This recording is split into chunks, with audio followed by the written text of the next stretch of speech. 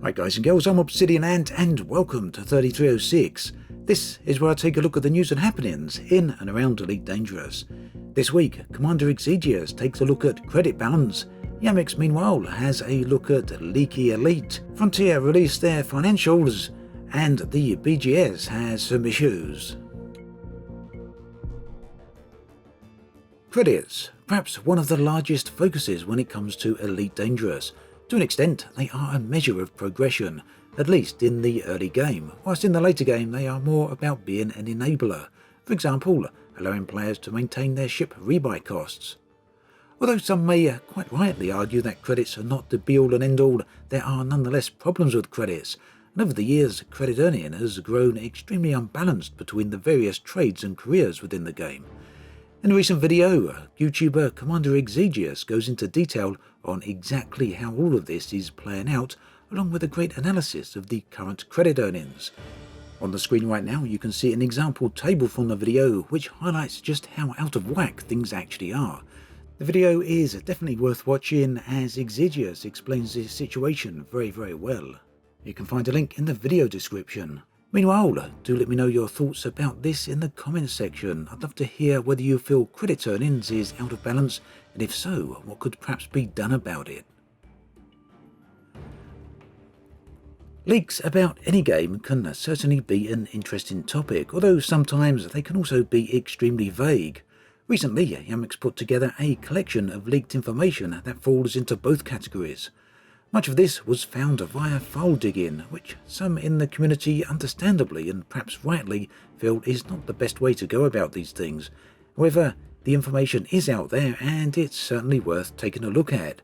As Yamiks points out in the video, none of this information means anything is actually guaranteed for release, and indeed, it's more than possible that at least some of it is simply leftover file content.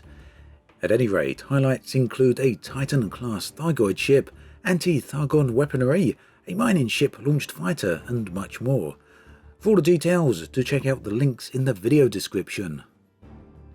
Not too long ago, Frontier released their latest financial report. Now, whilst this doesn't contain any new groundbreaking information on Elite, it does give some insight into the game's financial successes along with that of the company itself. Frontier's financial year runs up to June of any year, and this means that Frontier's financial reporting year for 2020 is available. Within that year then, Elite, Planet Coaster and Jurassic World were responsible for nearly 60% of all revenue. Total revenue for the year is £76 million, with an operating profit of £16.6 million.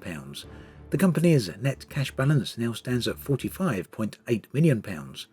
Overall then, it seems that the company continues to be doing very well.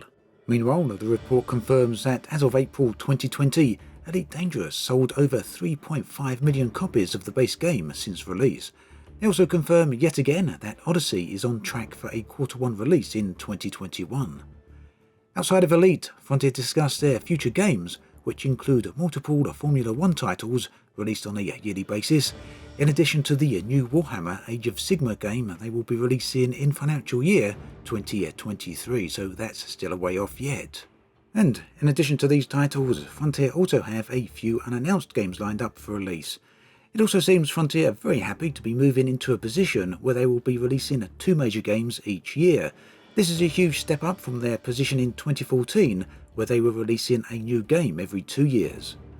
Their publishing arm, Frontier Foundry, also gets a mention, citing a total of 4 unrevealed games that are due to be released between now and 2023. Also, I wouldn't be surprised to see more games being added to that list as well. The full report is available below. Over the past few days, it's become apparent that the background sim has had some issues with the server tick not correctly updating things.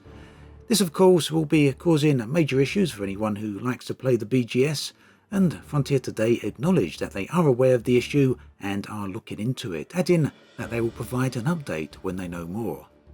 That then brings us to an end of this episode of 3306.